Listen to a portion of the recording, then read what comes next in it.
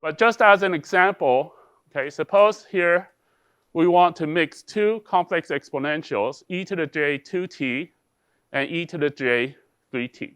Now, what we're often asked to do is first to look at the magnitude of this signal, right? Because the magnitude of this signal gives us a general idea of what is the large-scale shape of this signal, right? What this signal would look like roughly, okay? So to obtain the magnitude of this mixture, right, a common technique is to first factor out an exponential term with frequency that is the average of these two frequencies. The frequencies here are 2 and 3. So what we can do is to factor out a term that is e to the j 5 over 2t. Okay? So I'm factoring out a term with frequency that is the average of these two. Okay? So then what's left inside here would be e to the j minus 1 over 2t plus e to the j 1 over 2t.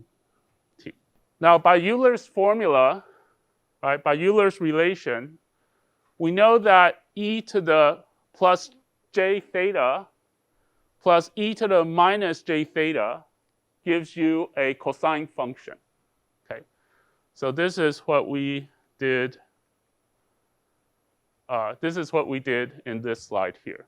Right? So when we add e to the j some phase plus e to the minus j of the same phase, we get a cosine with that phase. Right? So by this formula, right, we can see that this is actually 2 times cosine 1/2 t. Right? So if you plug this in, you get e to the j 5 over 2t, 2 times, or maybe let's put this 2 in the front, cosine 1/2 t. So the advantage of writing it in this form is that then we can easily see what is the magnitude of this signal. Right? Because by taking the absolute value of x of t, we can see that the magnitude of x of t is simply 2 times, okay? So if we take the absolute, right, or the magnitude of x of t, it will be equal to the product of the absolute of each one of these functions, okay? So I would get a 2 times the absolute of this complex exponential, which is 1, times the absolute of this cosine function, right? So this is 2 times the absolute of 1/2 t. Okay? So we can plot this out to see what the shape of the signal would look like. Okay? So here we're plotting the magnitude of x of t over time. So suppose this is minus pi to pi, 2 pi, 3 pi, and so on, minus 2 pi, minus 3 pi, and so on. Okay? Now for cosine, I should have a peak at time t equal to 0, right? Cosine 0 is 1, right? So I should have a peak here that is equal to 2, okay? And then I will go to 0 as t, I will go to 0 as this phase approaches pi over 2, okay? So I will approach 0 as t goes towards pi, right, or minus pi.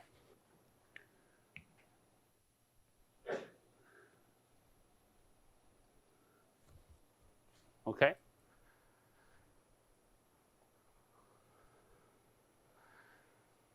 Now, as t extends beyond pi, right, this cosine becomes a negative value, but starts to increase. And then with a negative sign, it still becomes positive. So we get something like this.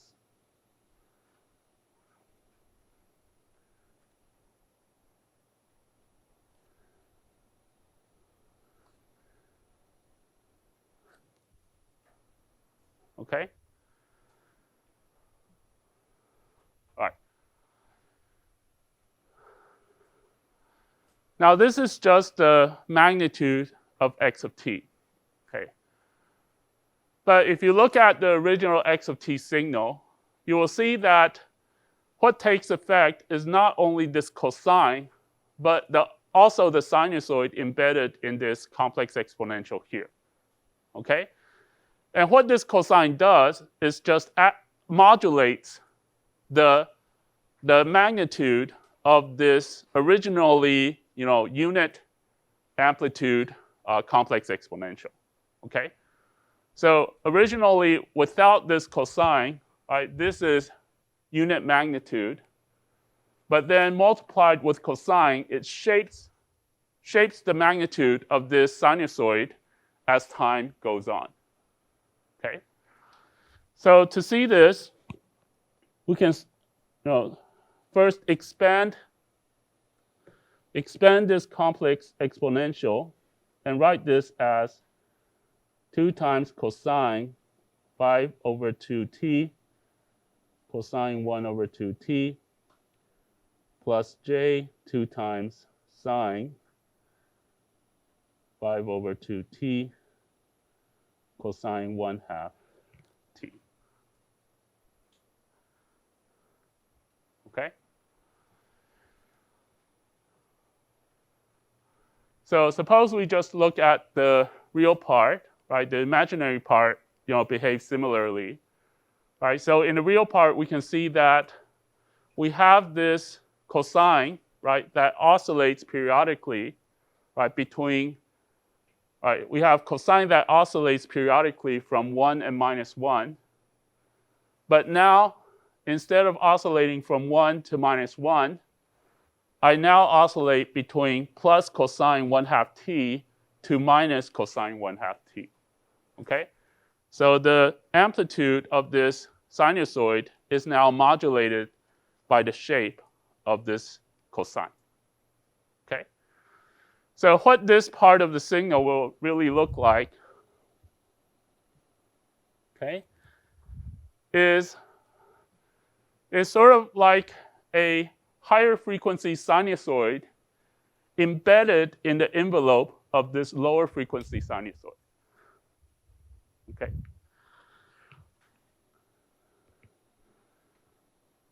So what it will look like is this. Okay.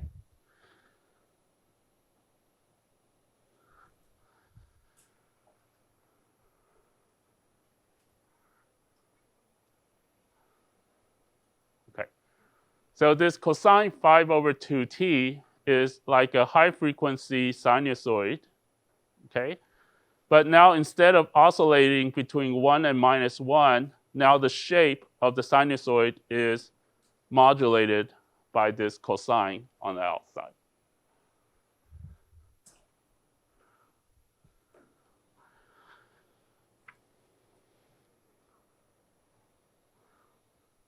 Okay.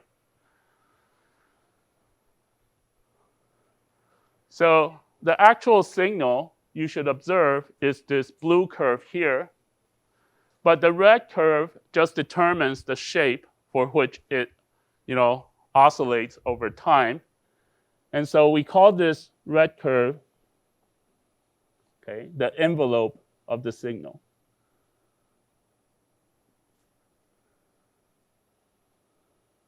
Okay, because the signal is oscillating within this envelope, confined within this envelope determined by cosine 1/2 t. Okay.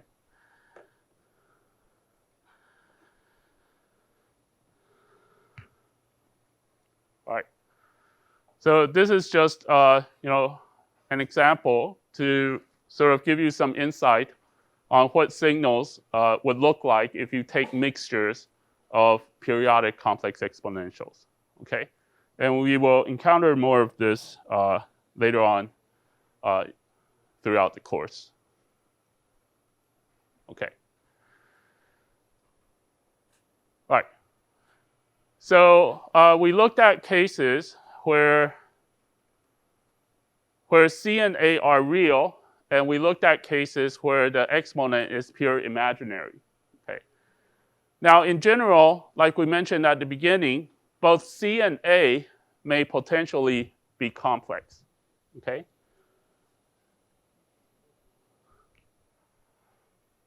So for complex numbers, there are different ways to express it, right?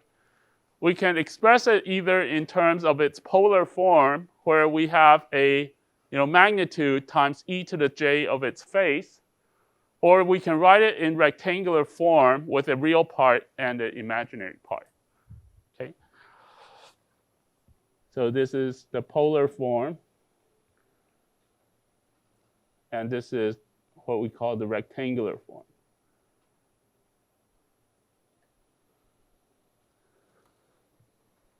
Okay. Now, suppose we substitute C and A into x of t.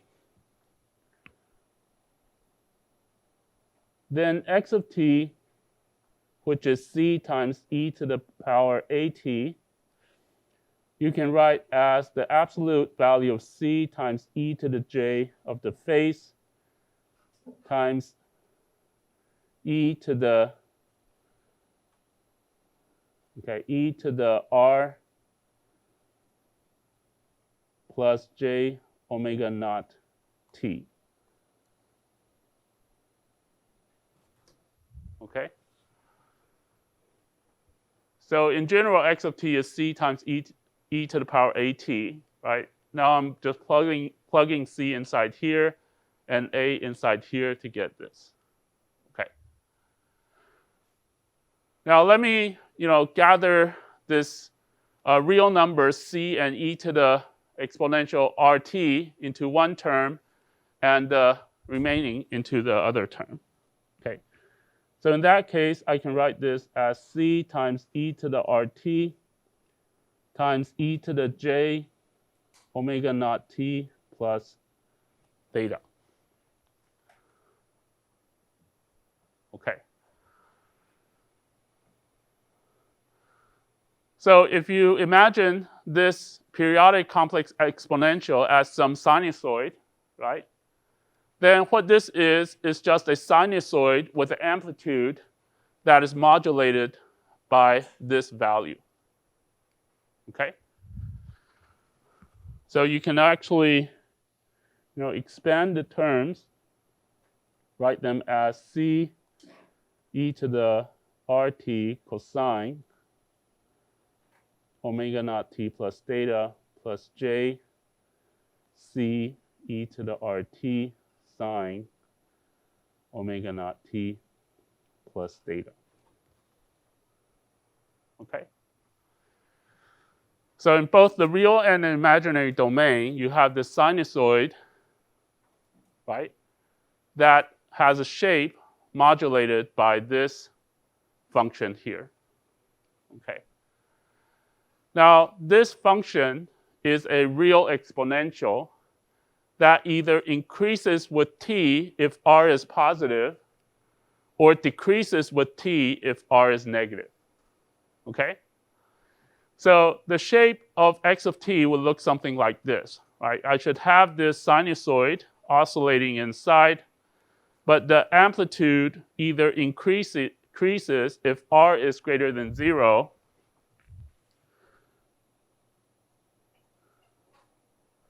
okay, or decreases if r is less than 0. Okay? And the envelope here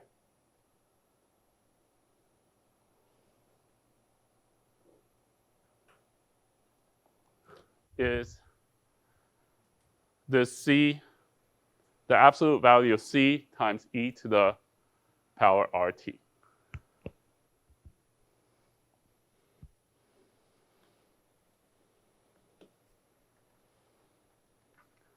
Okay. So do we have any questions up to this point? So because we're looking at this cosine 1/2 t, right? So because of this 1/2, so originally, original sinusoidal function, cosine t, has period 2 pi, right? So cosine t has period 2 pi, right? But cosine 1/2 t has period 4 pi. OK， 这有回答你的问题吗？哦，对，这样没有错。对 ，OK。Thank you.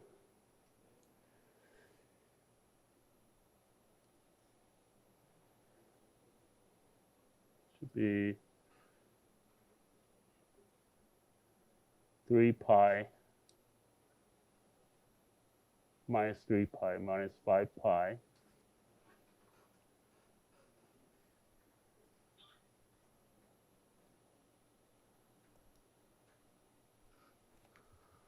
Right? Okay, good. Thank you. Okay, any other questions? 所以大家真的可以多问一下问题，对。所以如果刚同学没有问，就误了大家一生了，对。So here we talked about complex exponentials for continuous time signals.